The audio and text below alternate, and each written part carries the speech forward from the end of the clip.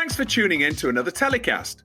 Before this week's show, I wanted to remind you to sign up for our free weekly newsletter, TellyCast Plus.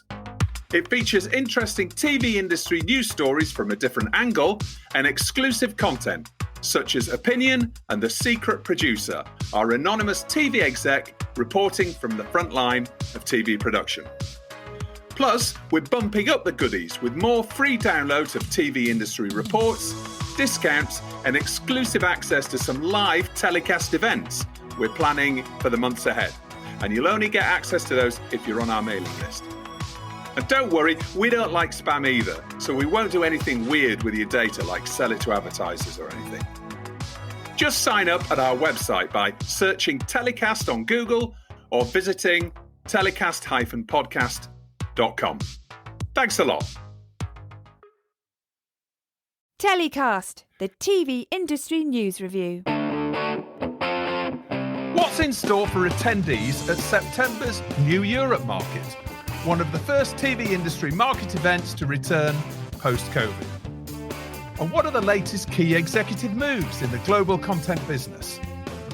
On this week's show, I'm chatting with Sanja Božić Ljubičić, CEO of Pickbox TV and Mediavision, producers of New Europe Market, the forthcoming Dubrovnik event, and Richard Middleton, editor of Television Business International. It's all coming up on this week's TellyCast. My first guest on this week's show heads up New Europe Market, the most important annual event in the Central and Eastern European TV industry calendar. Welcome to TellyCast, Sanja Božić Ljubičić. Thank you for inviting me. Not at all. Great to have you on the show, Sanja. We're only a few weeks now until New Europe Market, or NEM as it's known, in Dubrovnik. How are things shaping up for one of the first real-life TV markets since the pandemic struck? Yeah, well, we're still a bit scared. Although everything is sold out, people really do want to meet in person, finally. So everybody's coming. I thought it was going to be me and my 20 closest friends, but no such luck.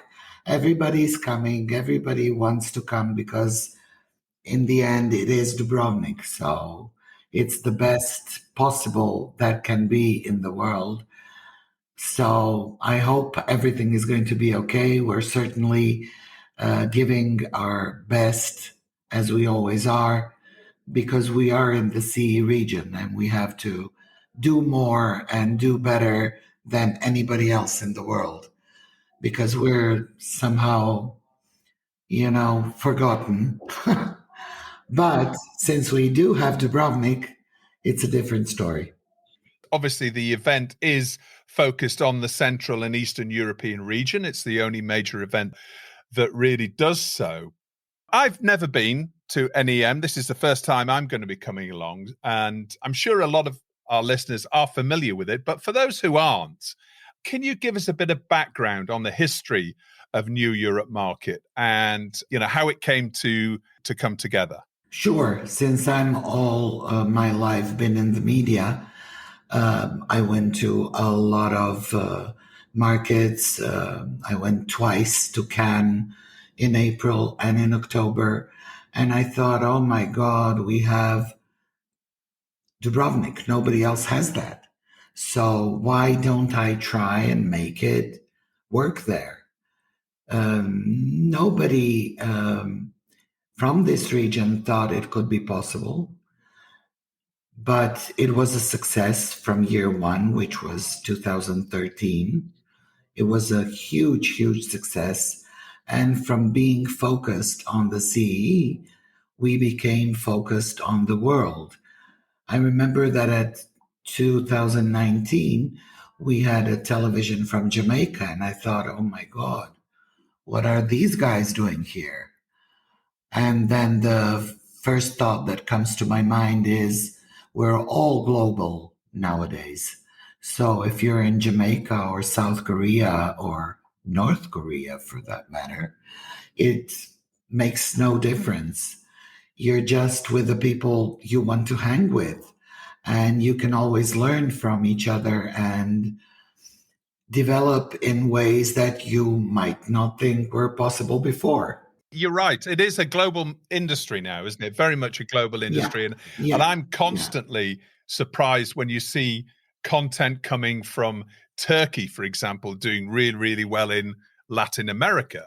And I'm sure there are lots of other, import and export arrangements of types of content that I'm not even aware of. You're right. Yeah, it's a global industry now. And you're finding that you've got more and more international delegates coming from outside the Central and Eastern European region? Well, we've had them from year one because the channels are mainly in the UK. The streamers are mainly in the US, or were at that time. And we've had them all. We also, since we own two other companies, one is Media Translations, that's subtitles. The other is Pickbox, which is an SVOD. And Pickbox buys a great deal of content from everybody. So we have a nice cooperation with CBS. They always send talent and wonderful people to them. And they're based in the US.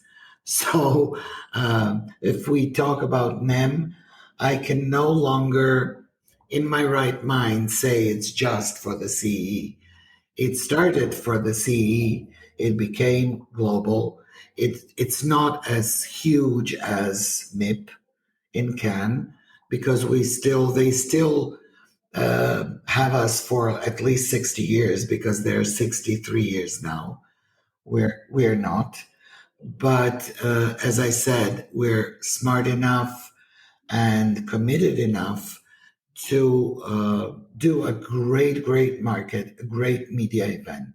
Tell us a little bit about who attends. You've said, there are lots of international delegates coming. Can you give an idea of numbers of people that come and what sort of individuals come along? Presumably it's mainly buyers and sellers. No, presumably. Don't presume anything when it comes to me. But the event consists of, let's say, two main points.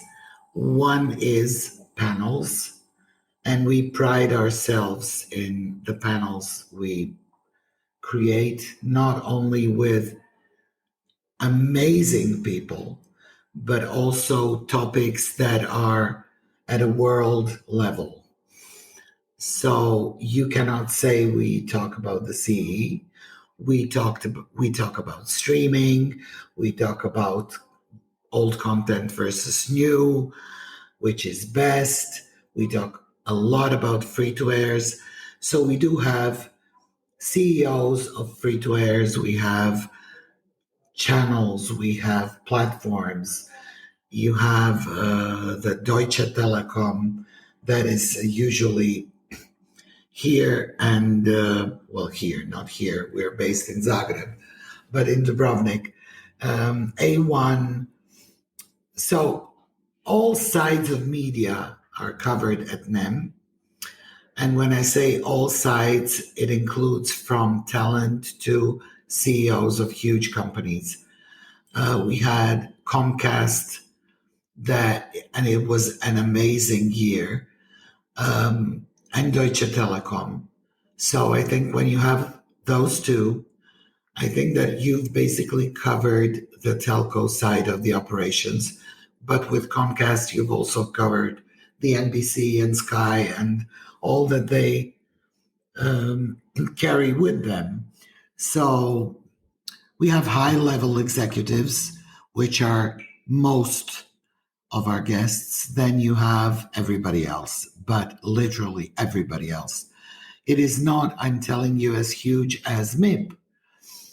We don't have like 10,000 people, but we do have 1,000 to 1,500, which is for us huge. No, well, it's certainly a substantial size event, and it looks fantastic. I have to say, on your website, which will incorporate a link into the episode description on the podcast, so everybody can go and take a look. But after so long without having physical markets, have you found that the demand to get together physically for the industry, have you found that tickets have sold quicker this year? Do you think there's a lot of anticipation about being able to get together in person? Oh, yes. We had no problem. When I say problem, I was even, because I'm never politically correct, unfortunately, but I was even saying when people told me, you'll have to tell somebody, and I was like, no, I'm not telling anybody anything after 8 years. I'm not. If they want to come, they'll come. I'm not going to urge anybody to come. What happened was it's sold out. Everything is sold out. You can't buy a ticket to NEM Dubrovnik right now. Well, tickets you can always buy because tickets are a thing of numbers. What is sold out is it's easier. We're usually in a hotel, and the hotel is, for me, the best one, at least for our needs. It's the Palace in Dubrovnik. If you want to sleep there, now you cannot anymore because everything is sold out. If you want to sponsor anything, you cannot because all the sponsorships are gone. So in terms of buying tickets, there's no problem there. People can always buy tickets and that's never closed. But in terms of rooms, in terms of sponsorships, or in terms of even smaller events, it's not possible anymore. Oh, well, that gives us a real feeling of, of how keen people are to come together. They're very keen. Exactly. Obviously, this is the first NEM Dubrovnik since 2019. How did you cope in 2020 without a physical event? Because obviously we've spoken to lots of different key markets and the producers of key markets over the last 18 months or so of TellyCast, and everybody had to go virtual to keep their brands alive and keep people engaged and keep people connected in some way. How did that work for you last year? Well, it wasn't the same, obviously, but we created something we call the NEM Network.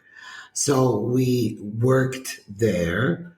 We did the same things we would do if not being virtual, if being there at the event. But it's definitely not the same. We liked it. Everybody liked it. It was like, if I cannot have what is the best, I'm going to have the second best, which for us was the NEM Network. But it's really not the same. Everybody's fed up with the Zooming, with the Teams, with Slacks, and with all of the where we all look like people in the Muppet Show, where it's 7 or 8 people there. It's a Muppet Show. And then nobody says anything. Nobody's listened to anything because they're at the same time looking at their cell phones and answering to mails it's just not it. We're people. We're not, robots, although some people would like us to be, but we're not. So a friend of mine who works at Nova TV here in Croatia asked me, are people going to be hugging at NEM or kissing at NEM this year? And I'm like, I don't know, because everybody is vaccinated. All of the media, as I know it, they're vaccinated. They do have the COVID passports. We have the testing in place. So, and this NEM is going to be different in the perspective of we had always a panel room, which was very nice, closed, and people went in and listened to what they wanted to listen to. This year, everything is going to be in the open. Even the panel room is going to be half open because of COVID. COVID is something that is awful, that hit us all, and we just have to learn to live with that.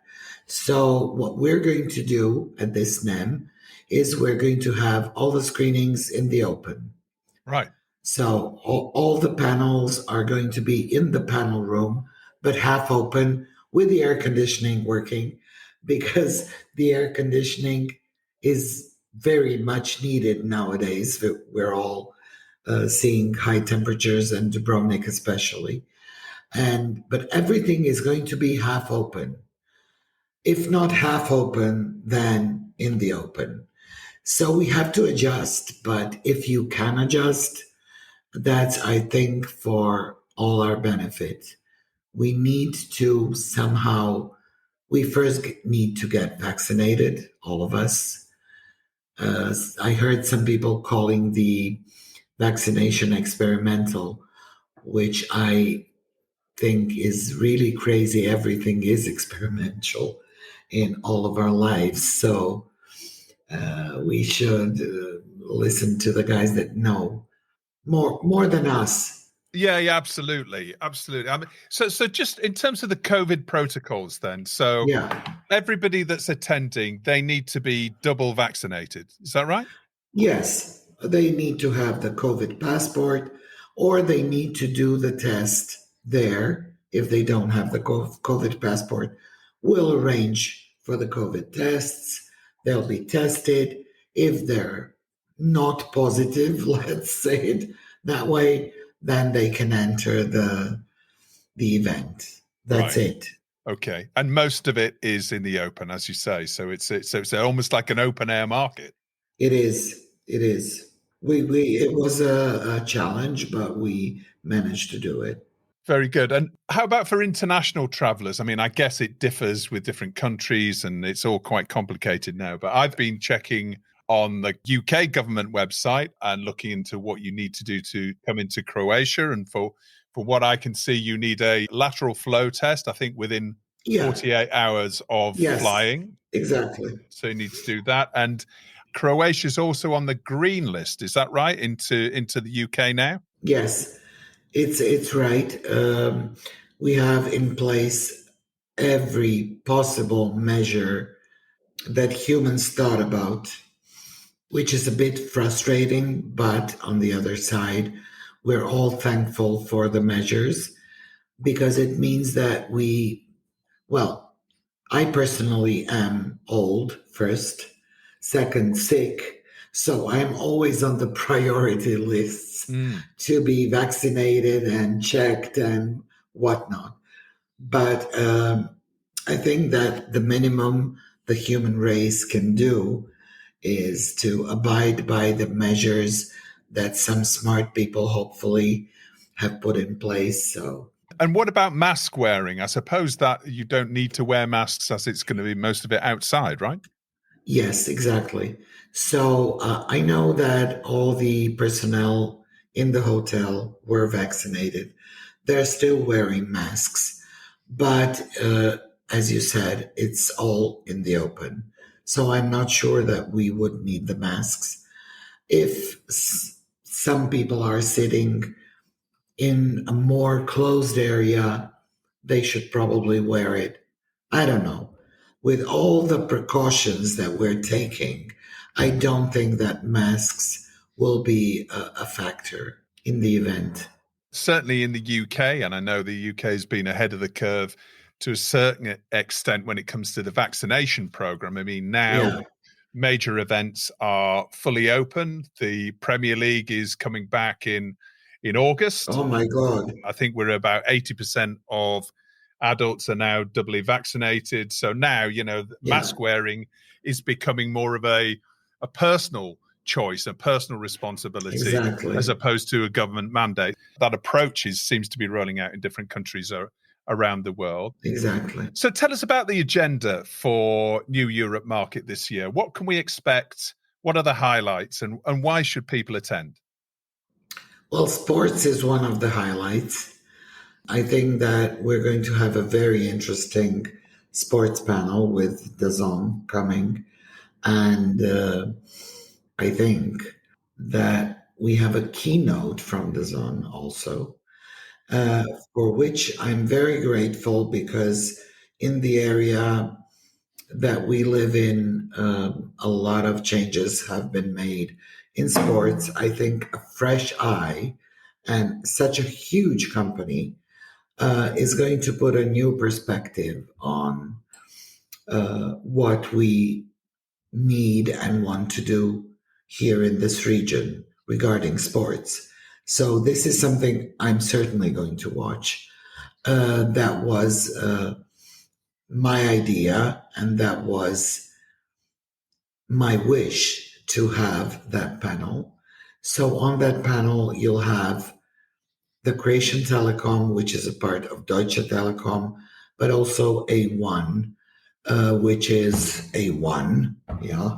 Mm-hmm. So, and it's going to be, I think, very interesting to see different thoughts on Premiership and, I don't know, sports, but I know that it's a huge fuss about it.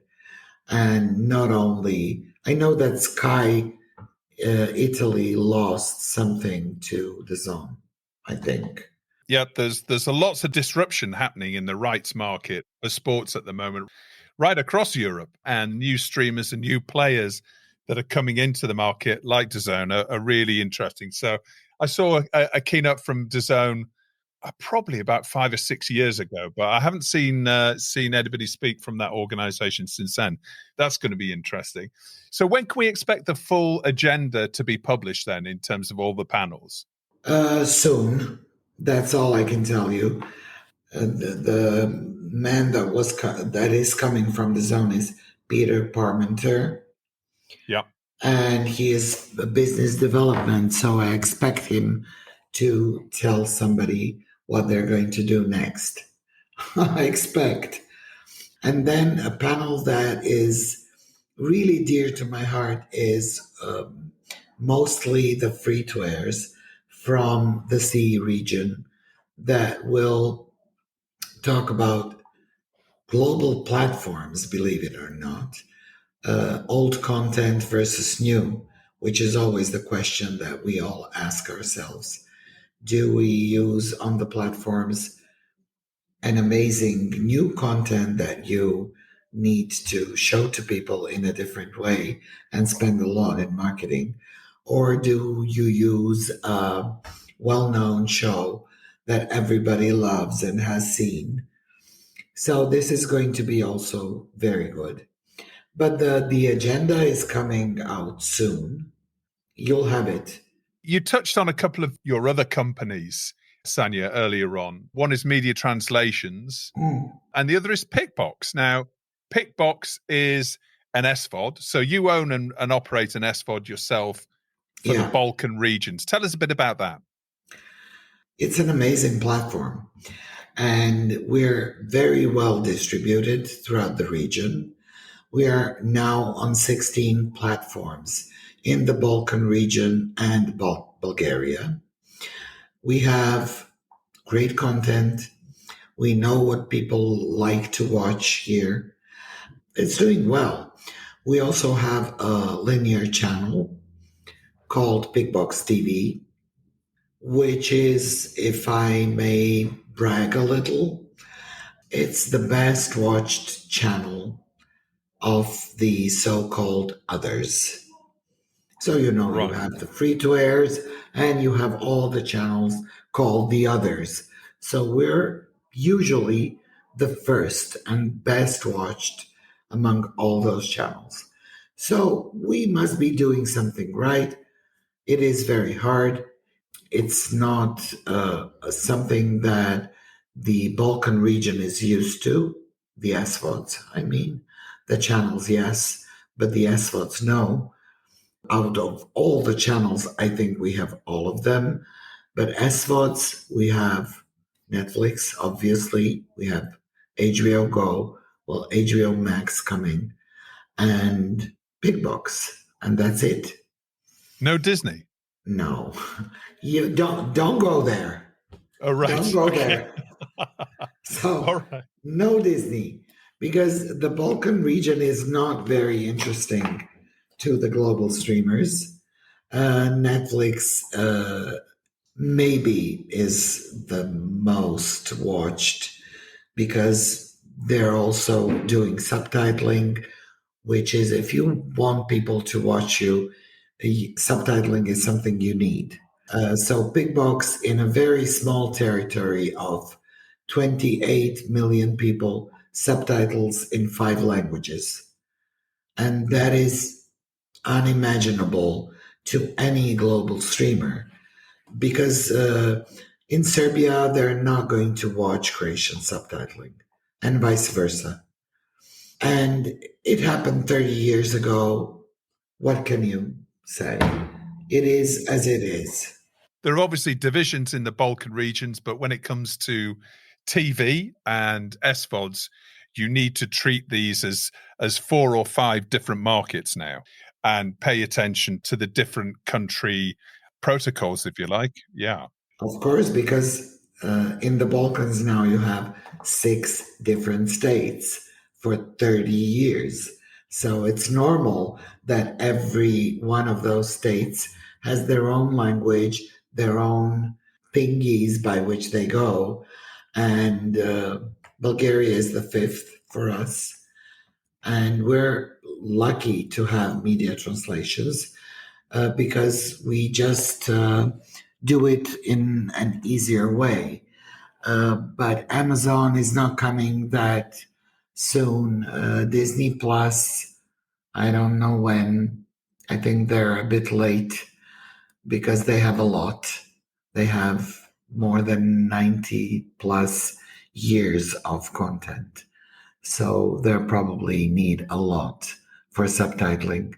But they still have some bigger territories to come to and to do the subtitling / dubbing, whatever they do. The Balkans is somehow always the last. Yeah.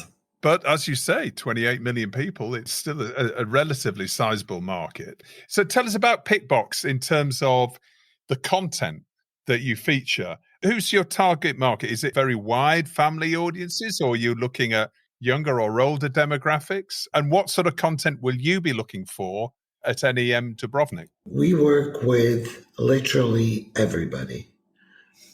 Are lucky to, as I said, I'm old, so I know a lot of people.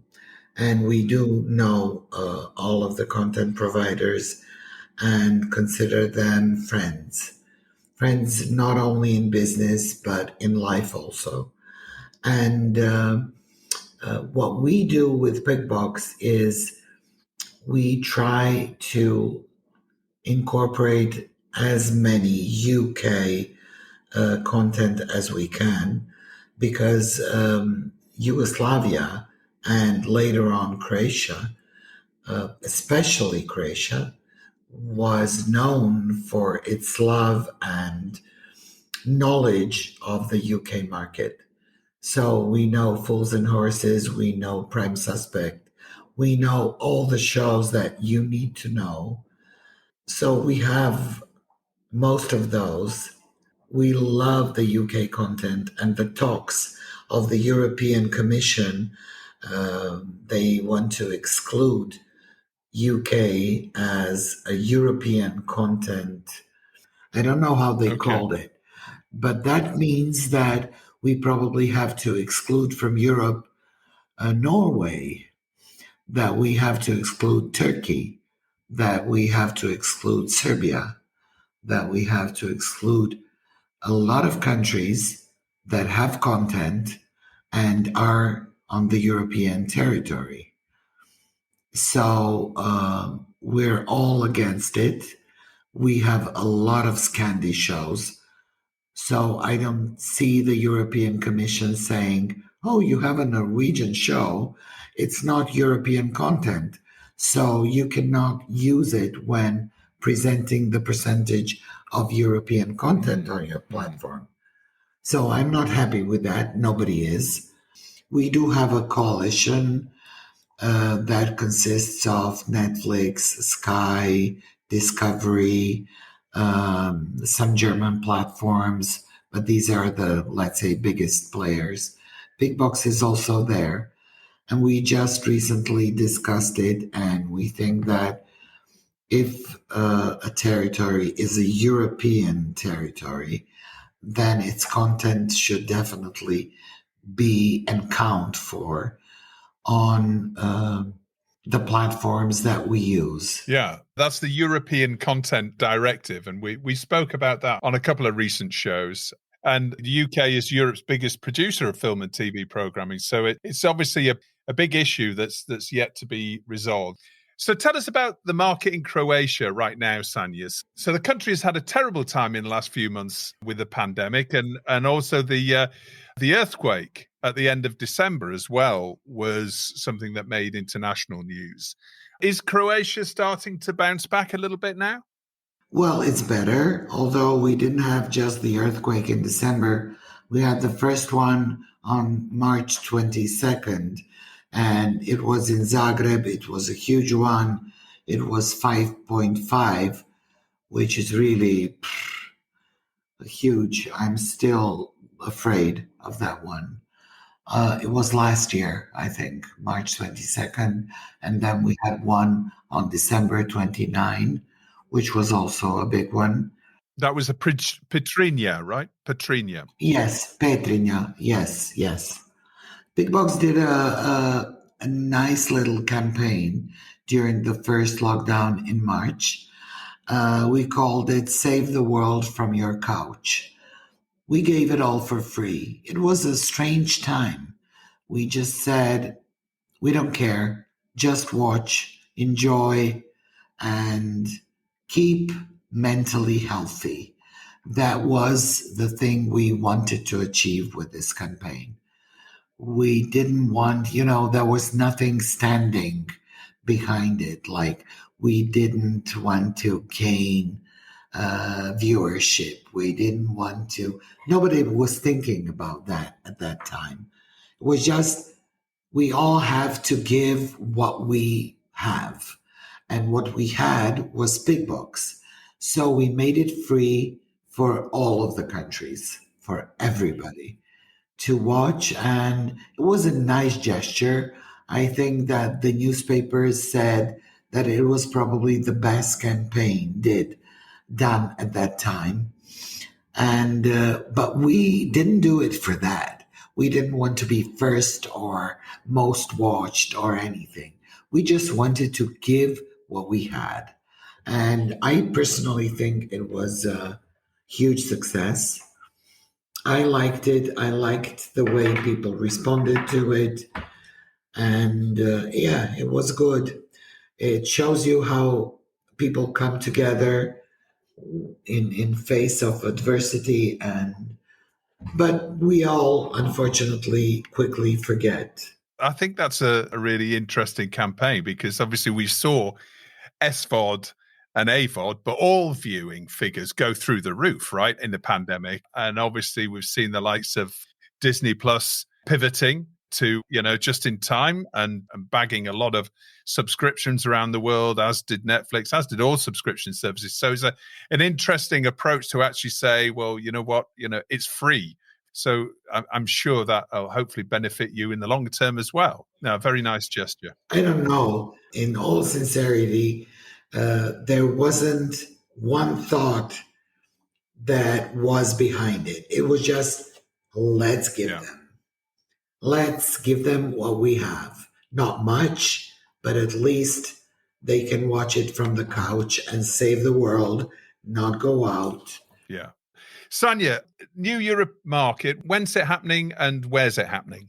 Okay, it's happening from the 6th till the 9th of September of 2021 in Dubrovnik. I hope to see you all there. I'm a little bit afraid, but still, I hope to see you all there. Don't hug me, don't kiss me. I love you.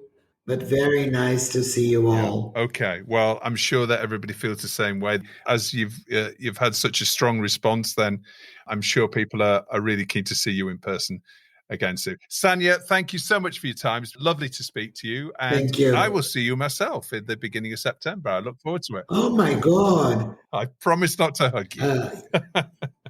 Thanks for coming on TellyCast. Thank you so much. Thank you. Bye. And now it's time for another Movers and Shakers, our regular feature that takes a look at the recent key executive moves in the international TV industry with TBI editor Richard Middleton. Hi, Richard. Welcome back to the show. Hi, Justin. Lovely to be here. How are things at TBI? Are you gearing up for a busy end to the year? We are indeed, yeah. We're normally used to a bit of a semi-lull in July, but this year seems to have been quite different with all the pandemic-related effects on the sort of normal rhythm of the industry. So yeah, we've got lots of things on the go. We're back to doing print magazines with events sort of coming back online. We're doing August, September magazine, so we're deep into that one. We've got the MIPCOM bumper edition that's going to hit the stands hopefully down in Cannes as well. So yeah, busy times at TBI. Sounds like a lot of writing, a lot of interviewing, and a lot of deadlines. Indeed, yeah, that's pretty much it. But I mean, it is nice to sort of get back to what looks hopefully next few months, fingers crossed. Sort of going back to events and to meeting people face to face and sort of engaging, perhaps over a drink or two as well. It feels like we may be getting back to some sort of normality. I don't want to tempt fate and say anything too soon, but yeah, we're hopeful, we're optimistic. Yeah. The real world events are coming back, and it's interesting what you're just saying about the cycle of the industry. I'm finding that as well in my business is that, July is usually really quiet, but it seems there've been a bit of a knock-on effect, almost like, 3 or 4 months has been pushed on from last year when we didn't do anything. And we're busier than ever right now. Yeah, I think you're right. I mean, we're definitely finding that there's not been the traditional sort of lull. It doesn't feel like it's happened at all, to be honest. There's lots of development. There's lots of production of shows, perhaps that got delayed late last year. So we're seeing, huge changes. And I mean, obviously, the sort of more structural changes to the industry, the launch of all the US studio streamers, I think that's having an impact as well. So we're seeing lots of activity, not just in Europe, but North America, lots of stuff going on in Asia as well. So yeah, fingers crossed, we've got a busy but productive 6 months ahead of us. I'm going to be taking a break from TellyCast for the month of August. I'm taking a bit of a cue from Jennifer, who was on the show a couple of weeks ago talking about burnout. And I think getting a few weeks off, a time to recharge and refuel and get sharpened up for the end of the year. I think a lot of people are planning to take holidays for the first time as well. Last year was a bit weird as well, wasn't it? The way that sort of people weren't really going anywhere. Everybody was still pretty much locked up and at home. But it does feel that regular cycle is starting to coalesce and we're back to regular timelines. Yeah, I think so. Yeah, and I mean certainly in terms of sort of last year was such a strange, bizarre year that I think lots of people didn't really take any holiday. Everyone was working from home, but everybody was working sort of the whole time. Maybe take a few days here and there. So yeah, well-being and looking after your sort of mental health, definitely. I think August is the time to do that. And as you say, sharpen up for the rest of the year. Well, before we do that though, it's great to have you back on the show for Movers and Shakers, talking about the recent TV industry executive moves that have been going on. And there's been quite a few of them over at Netflix. An interesting few weeks over at Netflix. I mean, obviously, we've seen the sort of the US studios have been restructuring left, right, and centre over the last year, but Netflix has quietly been doing some restructuring of its own, and this week brought a few new hires. So they've snagged a couple of execs from ABC over in the States. So hired Director of Comedy Development Amanda Barkley as their Director of Original Comedy Series. So, underlining Netflix's attempts to sort of, hire, top line execs and expanding that comedy interest as well. So Barkley's taking over from a chap called Robert Prince, who is leaving the company. She's the first major appointment since Tracy Pacosta took hold of the comedy team. So it will be interesting to see what happens there. In terms of Barkley, I mean, she's been with ABC. She was with ABC Signature, to be specific. She'd been there for about a year, worked on all sorts of shows,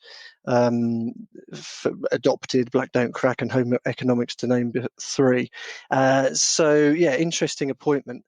I think it sort of speaks to the interest that we're seeing from Netflix in sort of really bumping up its exec numbers.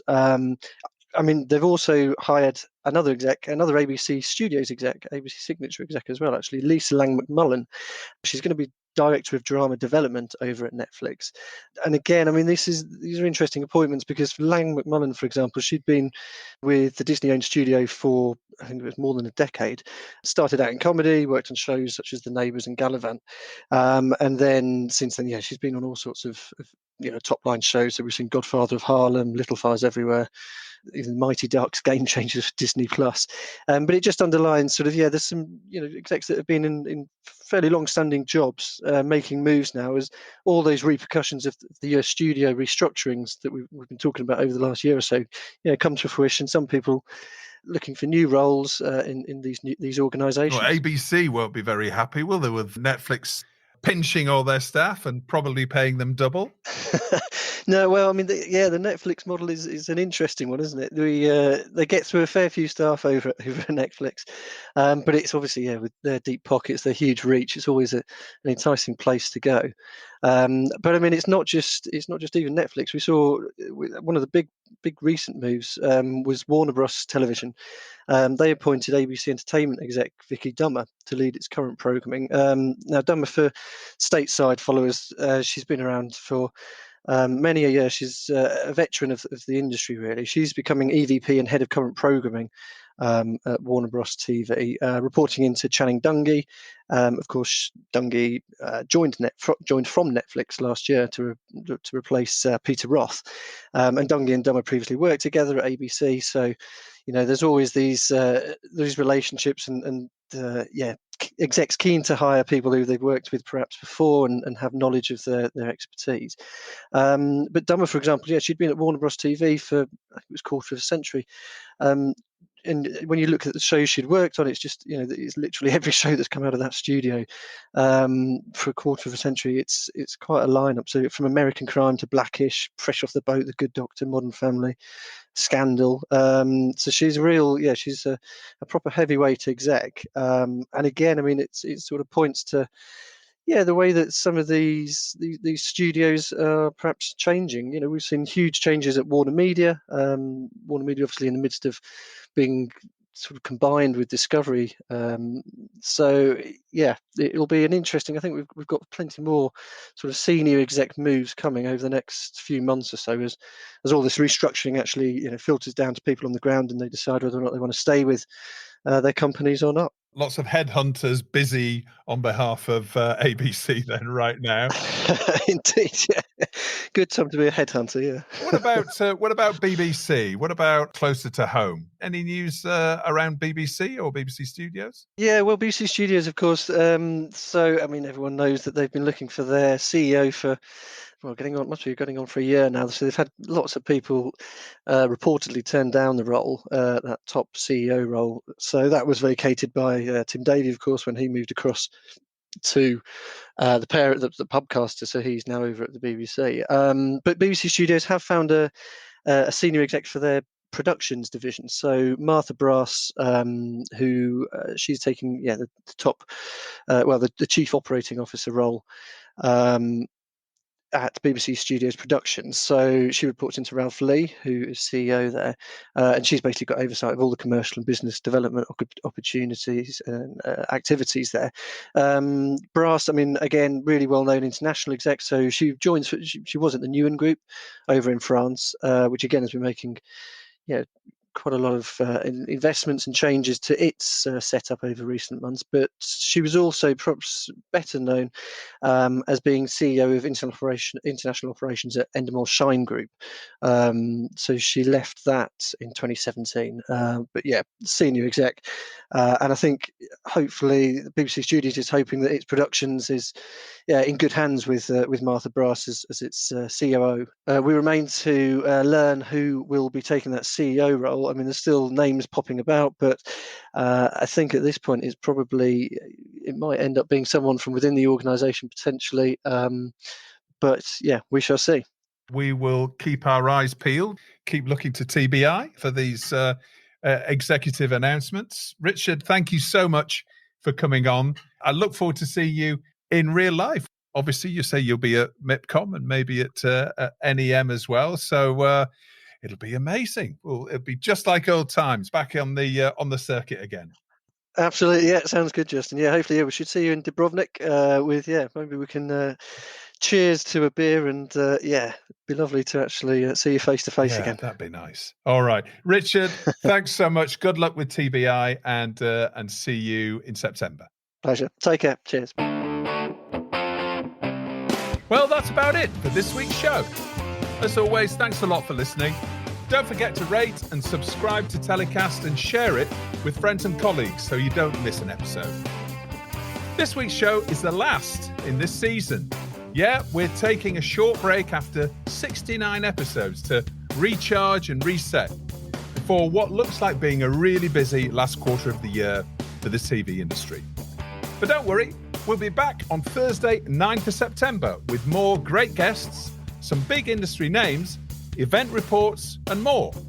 And we'll be rolling out some new ideas for the show and revealing some of our plans outside of the podcast. But in the meantime, why not sign up for our free industry newsletter, TellyCast Plus? It's packed with interesting TV industry stories of the week you might have missed, downloadable reports and surveys, and exclusive insight and opinion. And it's all completely free. Just visit our website to sign up at telecast-podcast.com. Don't forget, you can also follow us on Instagram, LinkedIn, and Twitter. TellyCast was edited by Ian Chambers and recorded in London. So until September, have a great summer. And as always, stay safe.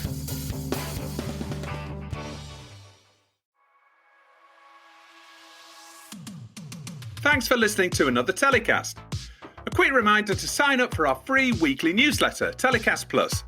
It features interesting TV news stories from a different angle and exclusive content, such as Opinion and The Secret Producer, our anonymous TV exec reporting from the front line of TV production.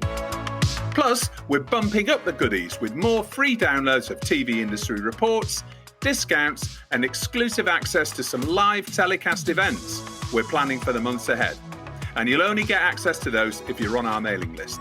And don't worry, we don't like spam either, so we won't do anything weird with your data like sell it on to advertisers or anything. Just sign up at our website by searching TellyCast on Google or visiting telecast-podcast.com. Thanks a lot.